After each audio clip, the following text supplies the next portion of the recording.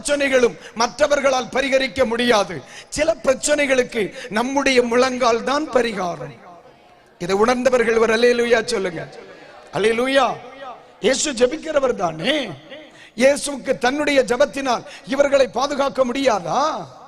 இயேசு கிறிஸ்துவின் ஜெபத்தினால் சீசர்களை பாதுகாக்க முடியாதா? அம்மே, நீங்க தூங்கக்கப்பா, நான் கண் விழித்து உங்களுக்காக போராடுகிறேன் என்றவர் சொல்லி இருக்கலாமே. சில பிரச்சனைகளில் உட்படாதிருக்க வேண்டுமானால் அவன் முழங்கால் படியிட பழகணும். அல்லேலூயா சொல்லுங்க. இன்னைக்கு நாங்கள் அதை தாராளமாய் உணர்கிறோம். வேதத்தில் ஒரு வசனம் இருக்கிறது, யாக்கோபு நிருபத்தில். தோத்தர், உங்களில் ஒருவன் துன்பப்பட்டால் என்ன செய்ய கடவன்? ஜெபம் பண்ண கடவன். யாரு? துன்பப்படுகிறவன்.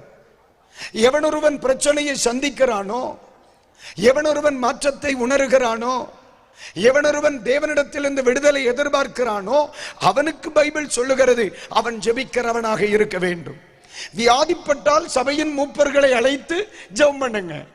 ஆனா துன்பப்படுகிறவன், எவன் துன்பப்படுகிறானோ அவனை ஜெபிக்க உருவாக்கு. ராமேன் சொல்றீங்களா?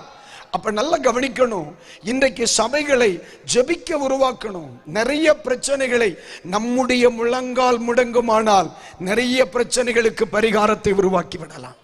கைகளை உயர்த்துவர். அல்லேலூயா.